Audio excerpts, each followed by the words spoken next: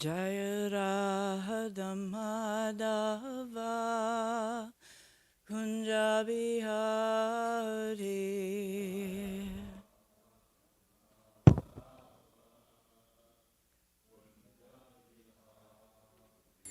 Jaya Radha Madhava Kunja Bihari.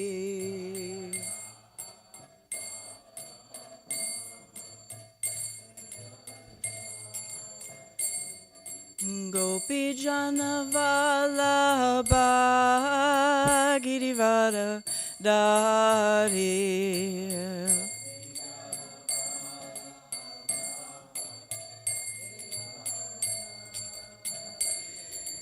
Gopi Jana Vallabha Girivara Dari.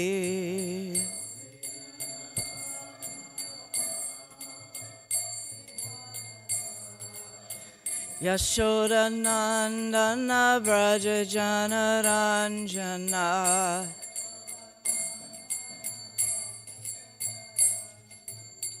Yashoda Nandana Braja Jana Ranjana.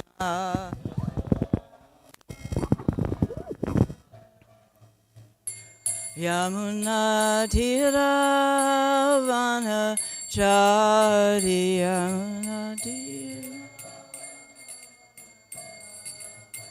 Yamuna Tira Vanachari. Yamuna Tira Vanachari. Jaya Radha Madhava Kunja Bihari.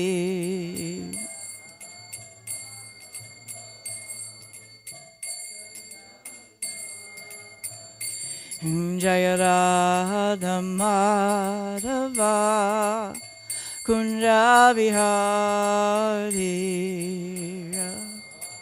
Madhava Kunja Bihari. Gopi Jana Vallabha Girivara Dari.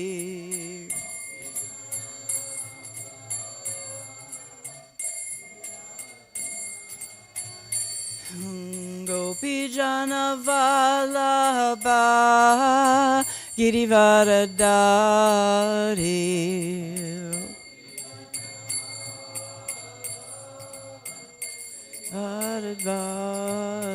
Yashoda Nandana Braja Jana Ranjana.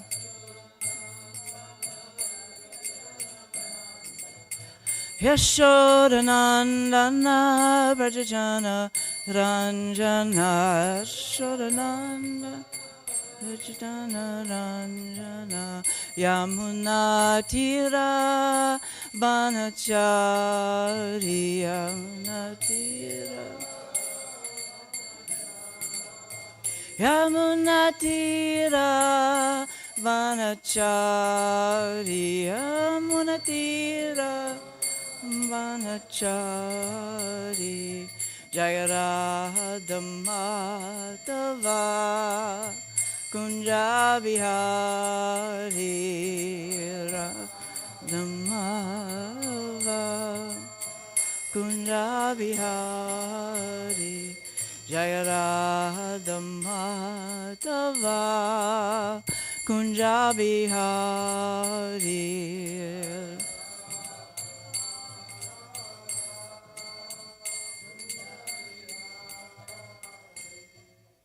Jayam Vishnupad Paramahansa Parivrajikacharya Astasata Shishimad, His Divine Grace. A.C. Bhaktivedanta Swami Srila Prabhupada Ki Jai. Ananta Koti Vaishnav Vrinda Ki Jai. Namacharya Srila Haridas Thakur Ki Jai. Prem Sekaho Shri Krishna Chaitanya Prabhu Nityananda Shri Advaita Gadadhar Shivasari Gaura Bhakta Vrinda Ki Jai. Shri Shri Radha Krishna Gopagopanath Sham Kund Radha Kund Giri Govardhana Ki Jai. Vrindavan Dham Ki Jai. Mayapur Dham Ki Jai. Navadvip Dham Ki Jai. Gangamai Ki Jai. Yamunamai Ki Jai. Tulsi Devi Ki Jai. Bhakti Devi Ki Jai. Samaveda Bhakta Vrinda ki jai. Gaura Premananda. Hari Hari Bolo. All glories to the assembled devotees. Hare Krishna. All glories to the assembled devotees. Hare Krishna. All glories to Shishi Guru and Gauranga and His Divine Grace. Srila Prabhupada ki jai.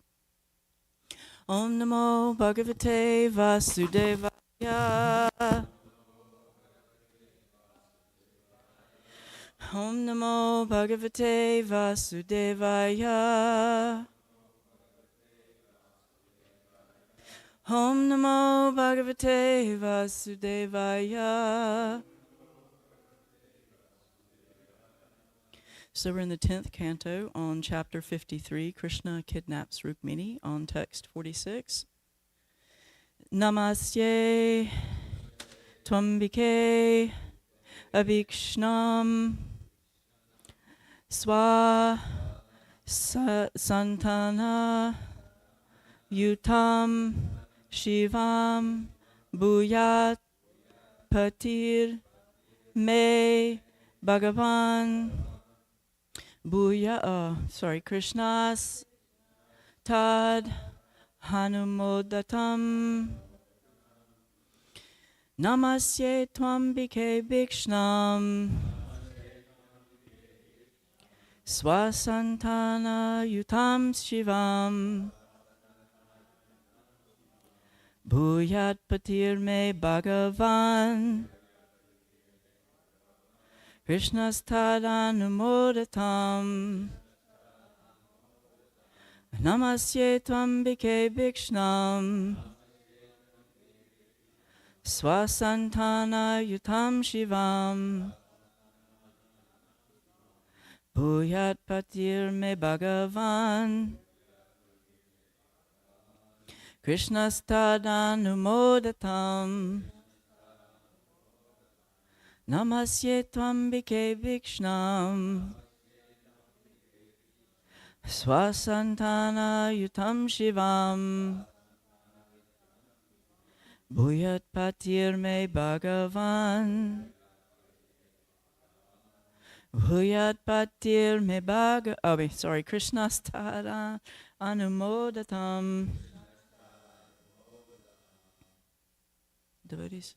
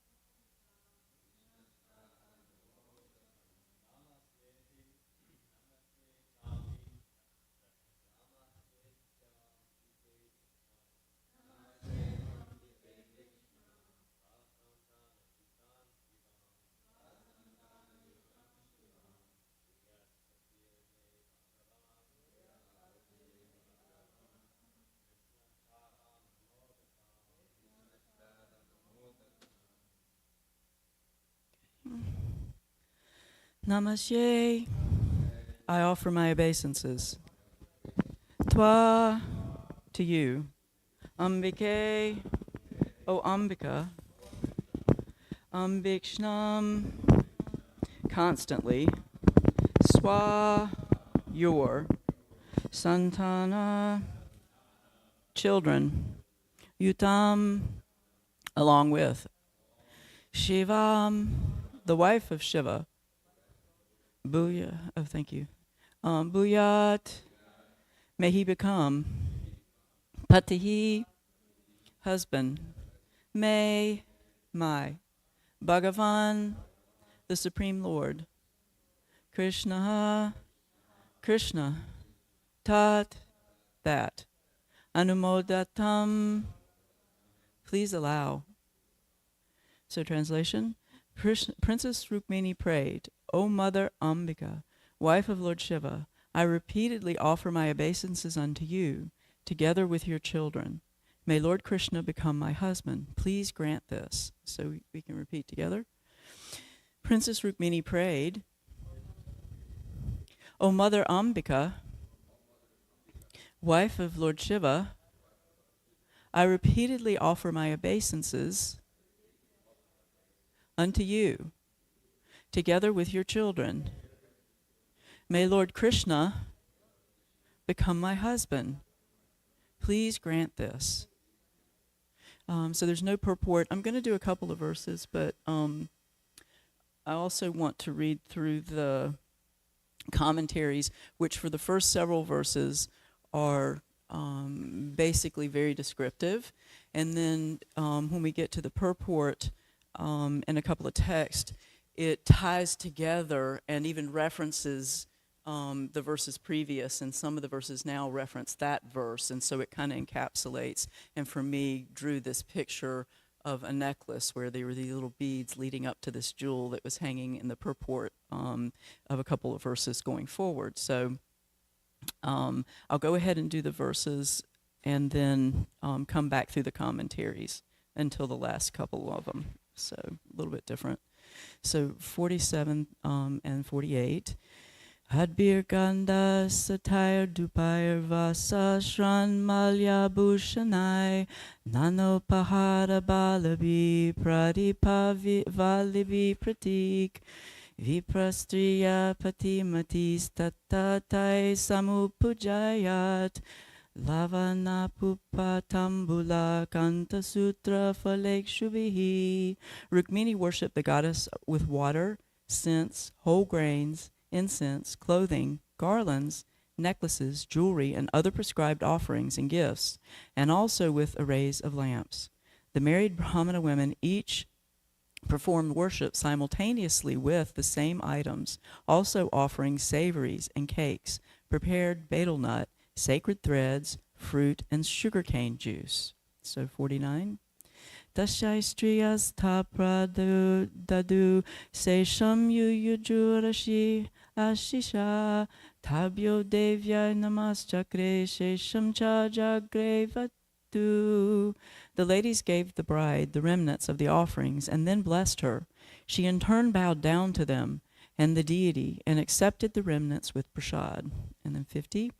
Muni vratamata taktva nischakram mambika griyat pragriya panina britya ratna mudopasobina.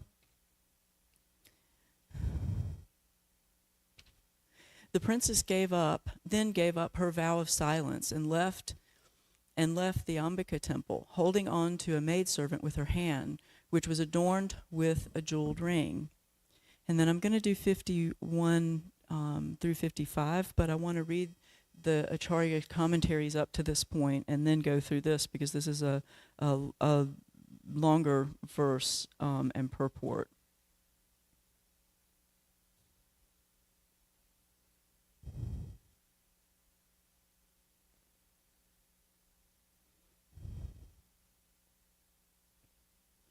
So for text 46, Vishwanath Chakravarti Thakur shares that she's offering prayers and gave a certain mantra, which was, "May Ganesh remove all the obstacles I have now before me.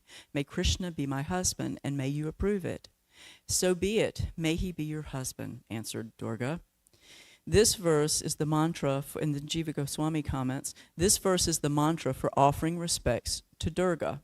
So it's basically a commentary, and then he also shares that, basically reiterating what it is that she's offered a prayer, and that Shiva, she's praying to Shiva and Shiva, Shiva being Shiva's wife, a name for Durga, and that asking for her permission, that you should permit this since you can fulfill desires, or may Krishna permit it. In great longing, she forgets about Durga, so she starts going into thinking about Krishna.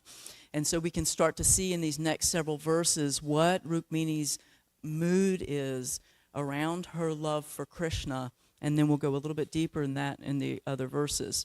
So 47 and 48, Jiva Goswami, it's basically just an offering of articles, and then Jiva Goswami and Sanatan Goswami are basically saying that these are the articles that are offered, and they're not. And what was really interesting, though, in this particular commentary that they both made, Jiva Goswami and Sanatan Goswami made, was that they're not listed in order because Shukadeva Rukmini forgot the order because of being absorbed in Krishna. So we start seeing, this little picture of Rukmini who's going to the temple and she's offering these articles, and it's not just an ordinary offering, but she's like completely absorbed in Krishna, so much so that when they're thinking of these articles, they're not offered in a very specific order. And then for text 50 or 49, Vishwanath Chakravarti Thakur says Rukmini offered respects to Ambika and took her remnants. So in this verse, it's showing that she's been to the temple, she's made the offering, she's totally absorbed in Krishna, and then she's receiving the remnants, which she can do for an unmarried girl, because normally, as Sanatan Goswami shares, is that the remnants you don't take those from the devatas, but for an unmarried girl, it's okay to do that. And then text 50 is also very interesting. The princess then gave up her vow of silence and left the Ambika temple, holding on to a maidservant with her hand, which was adorned. And in this, as they comment, and this is Jiva Goswami and Sanatan Goswami, which references forward to text 54. This is 50, references forward to 54, which will encapsulate all this. And so 51 through 55 encapsulate these last verses of she offered all her beauty to Krishna. And it goes on to, explain as she's carrying or having her maid hold her hand as she's walking, everything, she's given everything to Krishna. All her beauty, all her ornamentation, anything that she's ornamented, it specifically mentions a ring on her hand, the way she walks, the way she's thinking. Everything is this offering to Krishna as she goes to this temple. And of course, she's just in great anxiety thinking about being taken away from Krishna and taken away from this incredibly challenging situation where she's about to be married to Shishupal. It's like, I just can't even imagine thinking about how he treated Krishna in the Rajasuya sacrifice and how nasty he was, and then thinking about having to marry him, but she's very intelligent. She's scoped all of it out. She's, given him specific instructions on how and when and what to do, right? So now I'm going to read 51 through 55 and go a little bit deeper into this mood and what it shows with everybody that's there and gathered at this particular juncture at the temple of her getting ready to get married, and all the kings that are there, right? So, Tam deva maya eva dira mohinam sumajjaman kundala manditananam Shaimamyitam Barpita Radnamekalam Vyajat Stanim Kuntala Shantikeshanam Shuchim Shmitam Bimba Faladara Juti Shonayamana Dvijakunda Kudmalam Padachalantim Kalahamsagaminim Sinjat Kala Nuparadama Shobina Vilokya Viramumuhu Samagata Yashasvinastat Krita Charadita Yam Vikshate Nritayas Tad Udarahasa Ridavaloka Rita Chetasa Ujatasha Petukshitau Gajaratashvagata Vimuda Yatra Chalena Harayirpayitam Swashobam Saivam Shanas Chalayati Chalapadma Koshau Praptim Tada Bhagavata Prasamikshamana Utsaryavam Karajayar Alakan Apangai Praptam Hriyakshata Nripandrishe Chutam Cha Tam Rajakamyam Ratam Arurakshatim Jahara Krishno Dvishatam Samikshatam.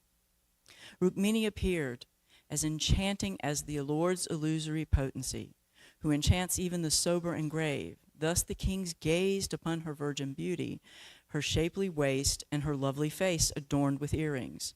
Her hips were graced with a jewel-studded belt, her breasts were just budding, and her eyes seemed apprehensive of her encroaching locks of hair.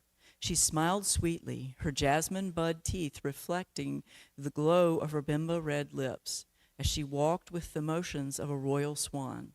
The effulgence of her tinkling ankle bells beautified her feet. Seeing her, the assembled heroes were totally bewildered. Lust tore at their hearts. Indeed, when the kings saw her broad smile and shy glance, they became stupefied, dropped their weapons and fell unconscious to the ground from their elephants, chariots, and horses. On the pretext of the procession, Rukmini displayed her beauty for Krishna alone. Slowly she advanced, the two moving lotus whorls of her feet, awaiting the arrival of the Supreme Lord. With the fingernails of her left hand, she pushed some strands of hair away from her face and shyly looked from the corners of her eyes at the kings standing before her. At that moment, she saw Krishna. Then, while his enemies looked on, the Lord seized the princess, who was eager to mount his chariot. So purport by the disciples of His Divine Grace, Srila Prabhupada Ki Jai. According to Srila Jiva Goswami, Rukmini was anxious that her locks of hair might impede her vision, since she was most eager to see her beloved Krishna. The non-devotees or demons are bewildered at seeing the opulences of the Lord and think that his potency is meant for their gross sense gratification. But Rukmini, an expression of Krishna's internal pleasure potency, was meant for the Lord alone. Srila Vishwanath Chakravarti Thakur quotes the following verse to describe the kind of woman known as Shama. Sita kale bhavet ushna kale tu sitala stanau su katinau yasya sashama parikirtita. A woman is called Shama when her breasts are very firm and when someone in her presence feels warm in the winter and cool in the summer. Srila Vishwanath Chakravarti further points out that since the beautiful form of Rukmini is a manifestation of the Lord's internal energy, the non-devotees cannot perceive her. Thus the heroic kings assembled in Vidarbha were agitated with lust upon seeing the Lord's illusory potency and expansion of Rukmini. In other words, no one can lust after the Lord's eternal consort, since as soon as one's mind is contaminated with lust, the covering of Maya separates one from the pristine beauty of the spiritual world and its inhabitants. Finally, Srimati Rukmini Devi felt shy as she looked from the corners of her eyes at the other kings, for she did not want to meet the glances of those inferior men. So Omigyana Timirandasya Gananjana Shalakaya Chakshurun Militam Yena Tasmai Shri Gurave Namaha. So here we are. If you can just imagine, you're thinking, Rukmini is incredibly anxious, incredibly nervous. She's going to meet Krishna. So there's these two things going on. There's this, anticipation of being able to meet Krishna. And then there's this immense anxiety of thinking, what if he doesn't show up? And what if I have to marry Shishupal? Just imagine the intensity of her feelings. And so she goes to the temple and, as asking for permission with great longing that's given by, in the Acharya's comments, is that she has this intense and great longing as she's offering these prayers. And this is indicative of what we should be doing in our devotional life, right? Is creating this intense longing of Krishna, please help me love you. Please help me do my devotional service with love, right? Turn me from this material mentality and make everything sacred. Make everything a dance, every word, every thought, every prayer, an offering to Krishna, which is what, Rukmini's doing. And then she offers all the different articles, and so much so absorbed in them, maybe even forgetting the particular order that those articles needed to be offered in, right? And then after that, she offers all her respects because she's humble, which is what we need to be doing when we're performing our devotional service, is developing that mood of humility, and receives those remnants, the mercy and the grace, which we do. We get the remnants, the maha, of the maha from everything being offered. And then she leaves the temple, and the whole mood, and what's emphasized in the Acharya's commentaries, is the whole mood of her offering all of her beauty to Krishna alone and nobody else, to no one, not to the kings, not to anyone. Her whole heart is full of giving. And so then we get to text 51 and 55 through 55, which encapsulates the description of all that's been done and coming to this place of getting to meet Krishna. And so she's, scanning the crowd and not letting her vision fall on any one particular person until she's able to see Krishna. And then she sees Krishna, right? So then she knows that all her effort has been worth it. And of course, that's indicative of us in our devotional life, is if we are attentive and eke ha kuranandana, we're one-pointed in our purpose of our devotional life, of learning how to love Krishna and give him everything that we have, that's when we get to see Krishna, right? So that's what we're doing. We're changing our whole consciousness. And so Rukmini is leading us on this journey of going to the temple and then going to meet Krishna, of what it's like for us on our devotional journey, and the potential that we have to reach this place of being able to meet Krishna personally, right? And so, and then what it also does, and what it brought up for me very specifically, is the difference between love and lust, right? And so lust, which we understand, in the Bhagavad Gita, lust can never be satisfied. It's constantly hungry. It's constantly devouring, everything that it can find. It's like more, it's more. It's like the salivating, I just see this kind of Rakshasa thing with all these teeth that's just, with all this, salivating over everything, of just, just wanting to eat and to, take everything, and it's all in for me. And that's what's lust. And you see that with the kings, right? Is they're overcome with lust, with all her beautiful, all her bodily beauty and all the attributes of her body, and it's just so enchanting, so much so that they faint. But what do they know about her personally? They're just lusting after her body. What do they know about her, what her mentality is? What do they know about her heart or her personality, right? I mean, that's what lust is. Love is doing something with the heart, the mind, body, soul, and heart, for the welfare of somebody else. It's not about just lusting after all these external things. It's about getting to know somebody. And I mean, you can see that with famous people. I mean, and they've put themselves in that position, so certainly it's just, part of just due to a degree. But so many people lust after so many famous people, but they don't even really know who they are. They may be really heinous people, they may be really good people, but it's this whole difference between love and lust. And love is really the only thing, the only real existence of which we're actually going to, it's the only way to become satisfied.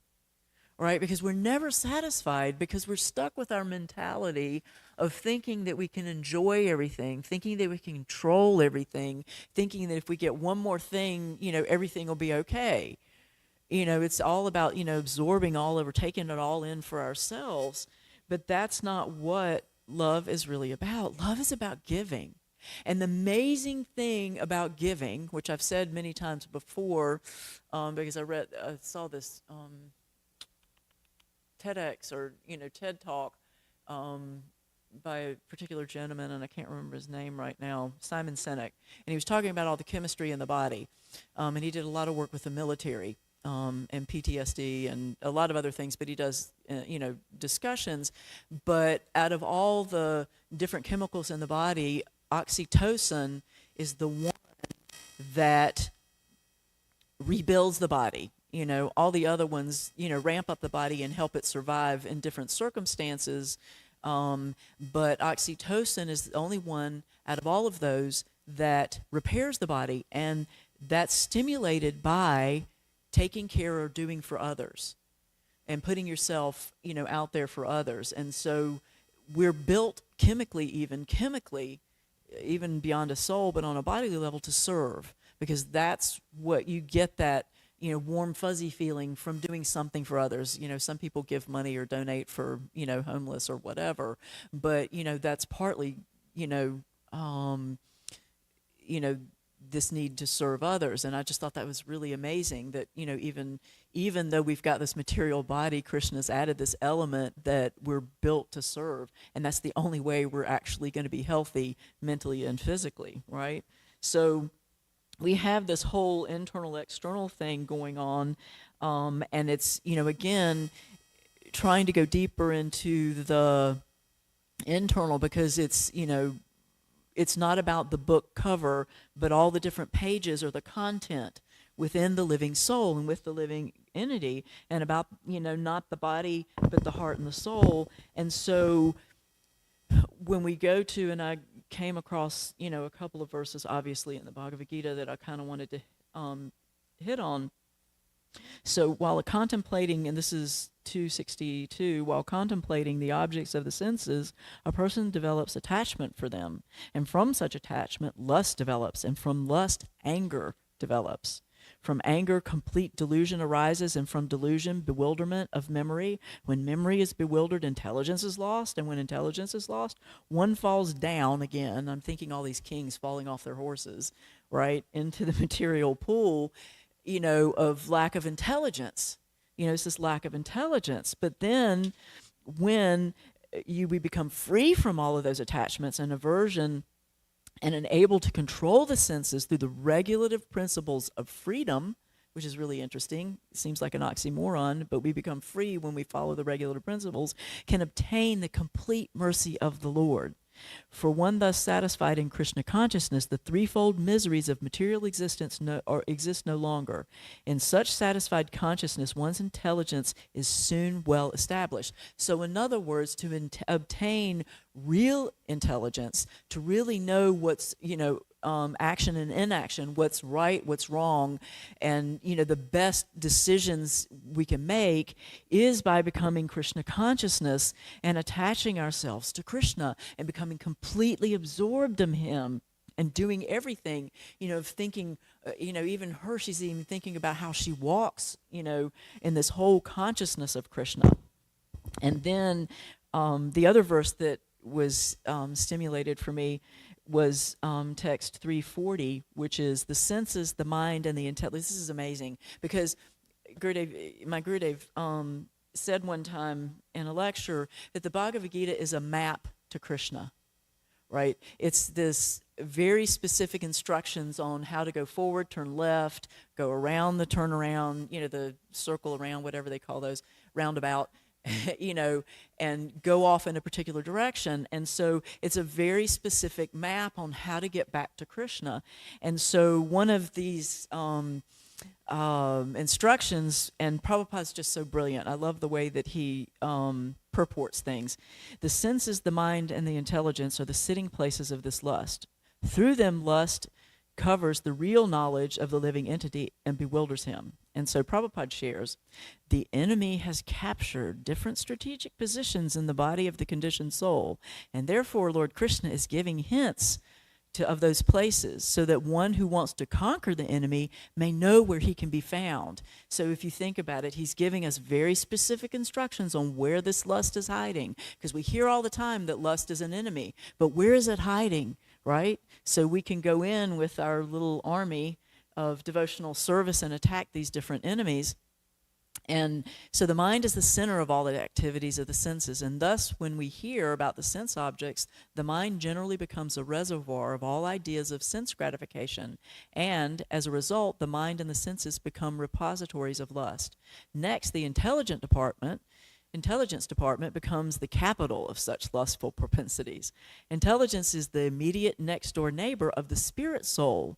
Lusty intelligence influences the spirit soul to acquire the false ego and identify itself with matter, and thus with the mind and the senses.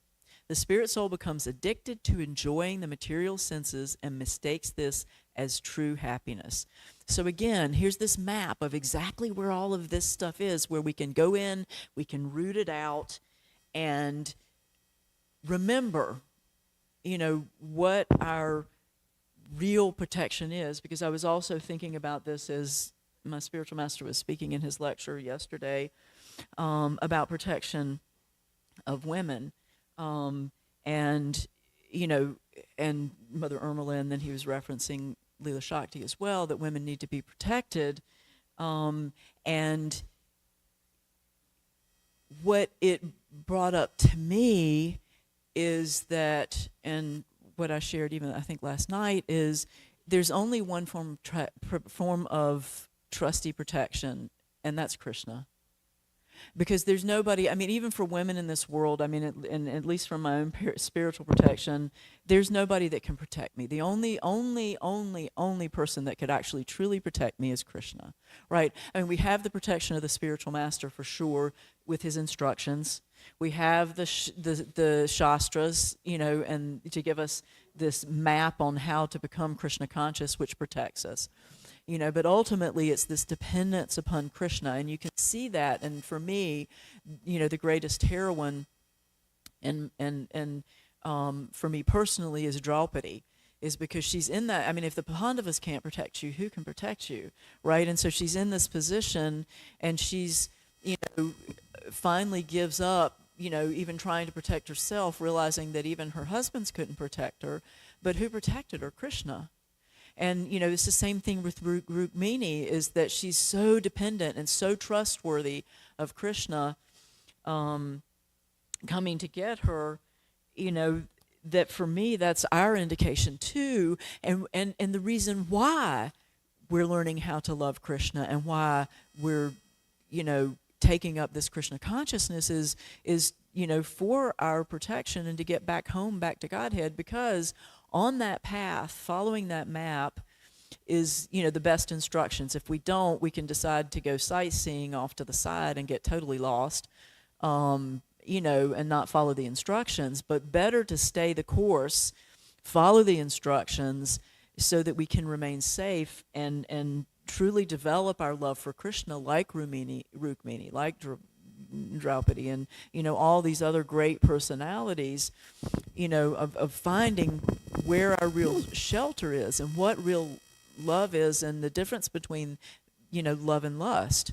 It's just really incumbent upon, because again, that's how we shift from impersonal to personal, and having a personal relationship with Krishna means not being so selfish, right? Of not being so self-centered, like all these kings, I just keep going back to that. There's like, hundreds of kings looking at Rukmini. She must have felt immensely embarrassed, probably trying to hide, but at the same time, she's willing, just like the gopis, to put herself out there so that she can get to Krishna, and it kind of reminds me of that a little bit. And her full absorption of not even thinking about the order of the articles is because she's so absorbed in Krishna, not thinking about, what anybody's thinking about what's, anybody's thinking about what she's about to do, because her love of Krishna, and the gopis are the same way.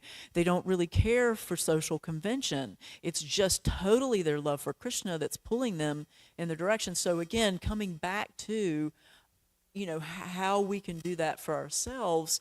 And it the last couple of days I was talking to Mother Irmela, was talking about all the things that I need to get done, all the to-dos, because, this world is maintenance.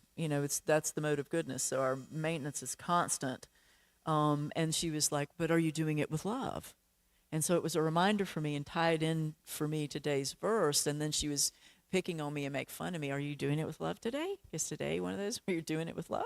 And so again, it's these little reminders of why we're doing what we're doing, and not only knowing why we're doing it, like just from an intellectual perspective, but really fully giving ourselves mentally, physically, and emotionally, doing everything for Krishna, because then everything becomes sacred. And that's where our real happiness, that's how we get, fully satisfied. Otherwise, we're going to be constantly looking externally for things to satisfy us, visually, auditorily, taste through the mouth, smelling, everything, right? What we wear, everything. So just, a reminder, this beautiful journey that Rukmini's taking us on, of going to the temple, constantly remembering Krishna, going to the temple and offering everything so that her desires to please Krishna can be fulfilled, and leaving the temple thinking of him and then seeing him. So any questions, thoughts?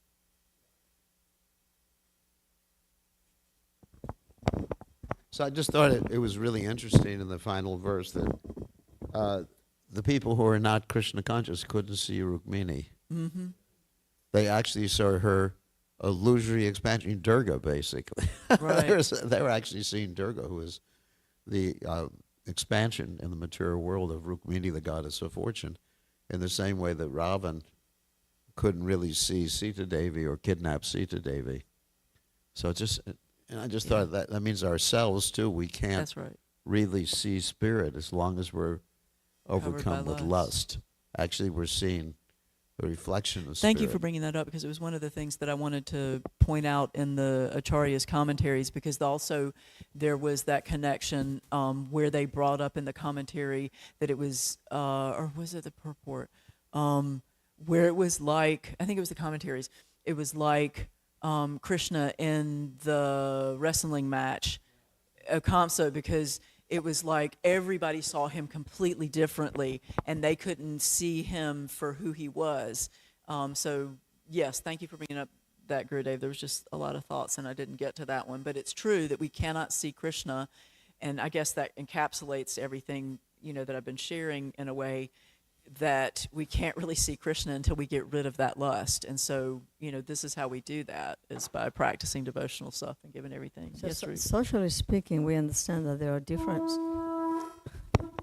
Not meant to be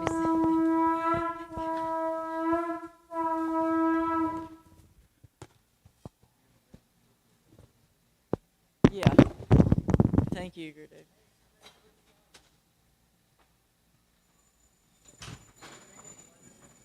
Oh, thank you.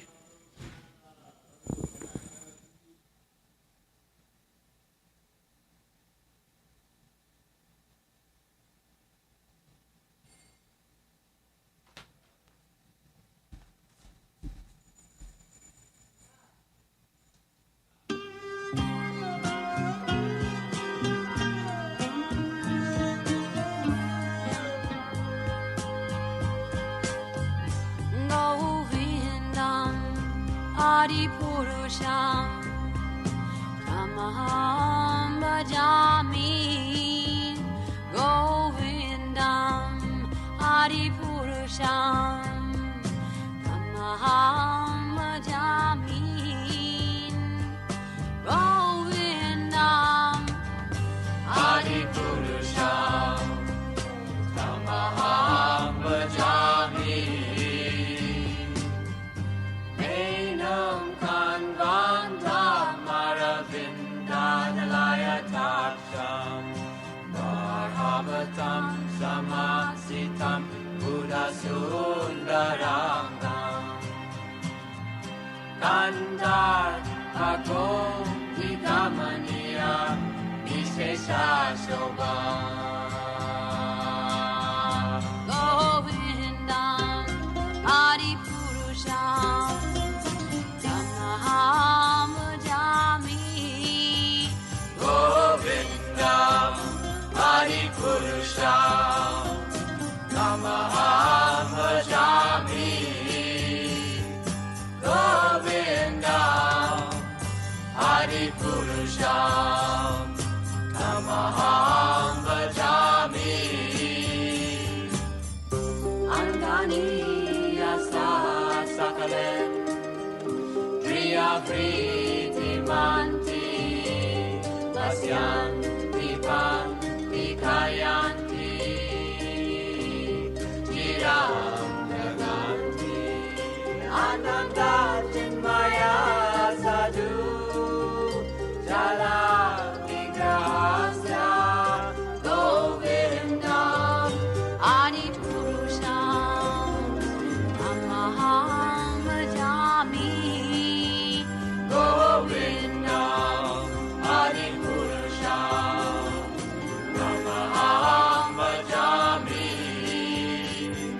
Govindam Adipurusham Tamaham bhajami Govindam Adipurusham Tamaham bhajami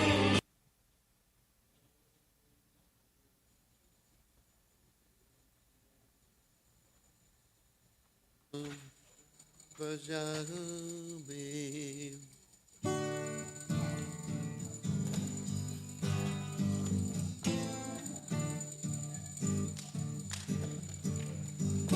Namo Vishnu Padaya Krishna Pistaya Putale Srimate Bhaktivedanta Samaniti Namine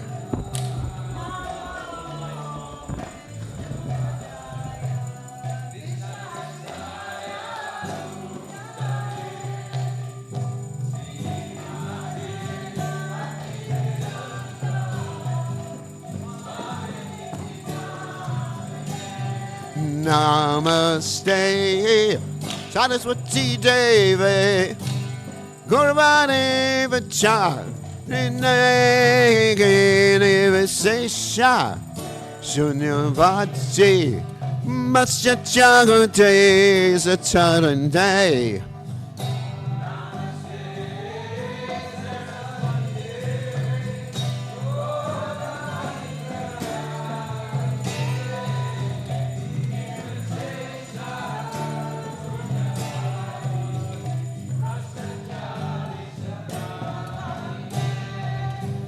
Jaya Sri Krishna Chaitanya Prabhu Nityananda Sri Advaita Gadadhara Sivasadi Gauravakta Vrinda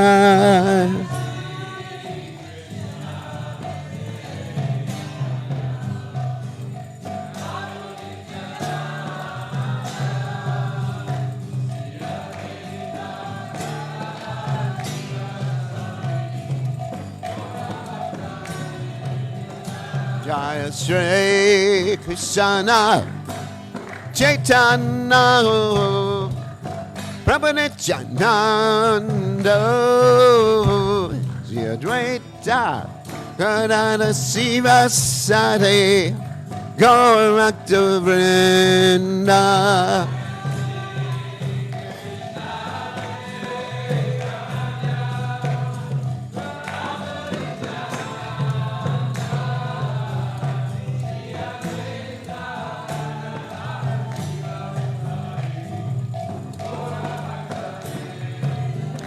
That's right, Krishna, Chedana,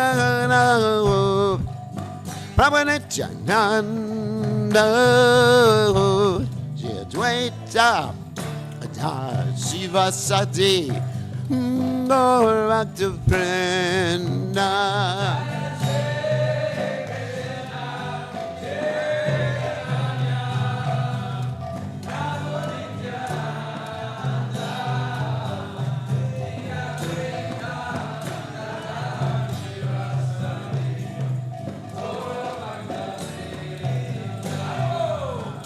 Hare Krishna, Hare Krishna, Krishna Krishna, Hare Hare, Hare Rama, Hare Rama, Rama Rama, Hare Hare.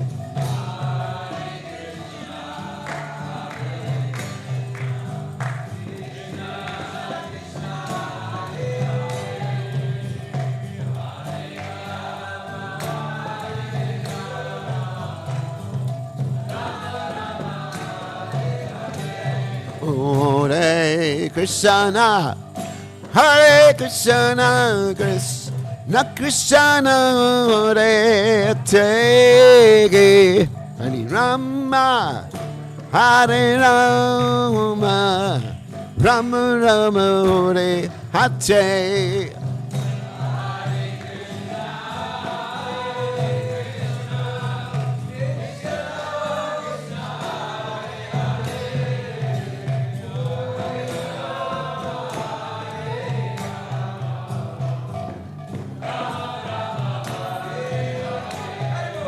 Hare Krishna, Hare Krishna, Krishna Krishna, Hare Hare, Hare Rama, Hare Rama, Rama Rama, Hare Hare.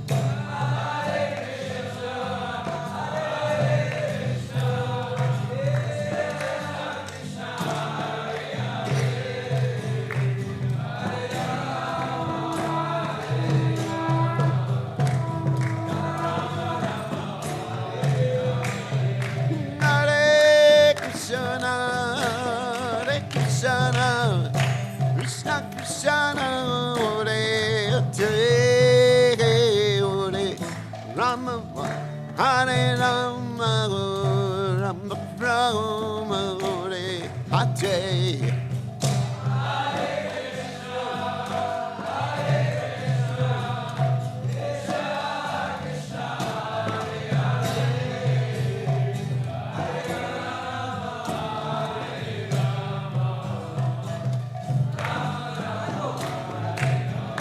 Hare Krishna, Hare Krishna, Krishna Krishna, Hare Hare, Hare Rama, Hare Rama, Rama Rama, Hare Hare.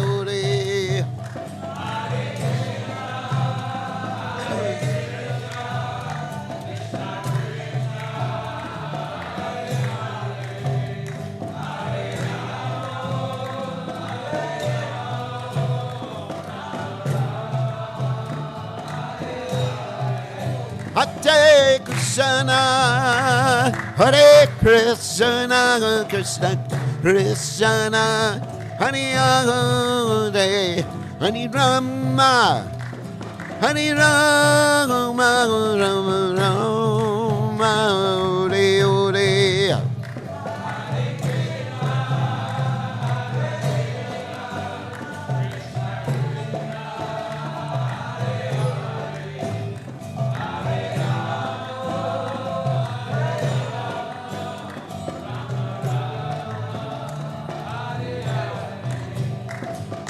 Hare Hare Krishna, Krishna Krishna, Hare Hare, Hare Ram, Hare Ram, Ram Ram, Hare Hare.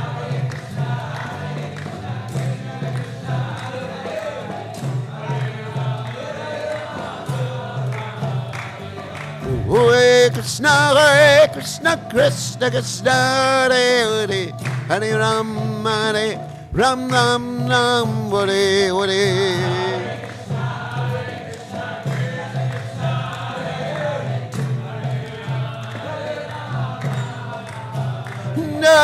Radha go looking and Radha go looking and the day.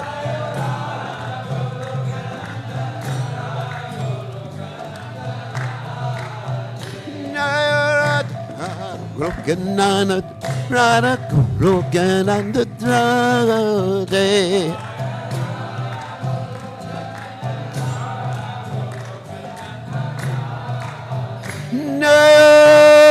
Radhe, Radhe,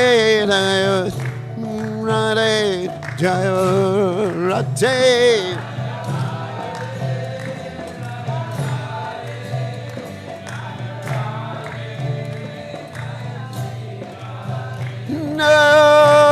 Radhe, Radhe, Radhe, Jaya Radhe.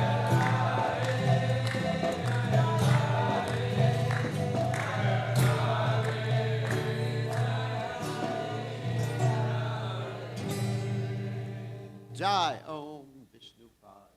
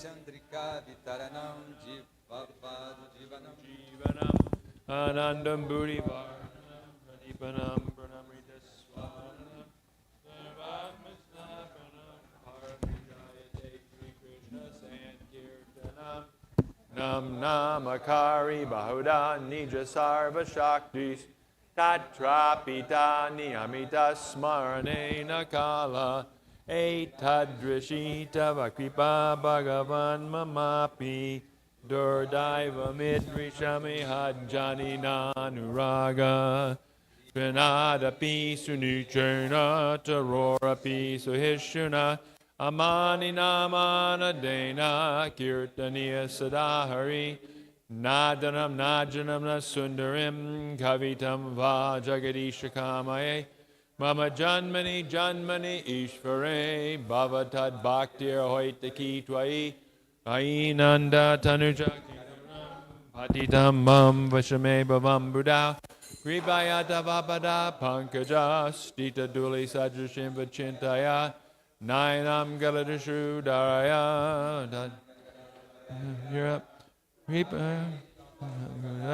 Tavanamagrahane Bhavishyati Yugayatam Namishena Chakshusha Pravashayatam Shunayatam Jagat Sarvam Govindam Virahena Me Ashlishyavapadamritam Anastumam Adarshanam Marmahata Karotuva Yatatava vidadatu mat prananatasu sevanapara. Victory to the Sri Krishna Sankirtan, which cleanses the heart of all the dust accumulated for years and extinguishes the fire of conditional life, of repeated birth and death. This Sankirtan movement is the prime benediction for humanity at large because it spreads the rays of the benediction moon. It is the life of all transcendental knowledge.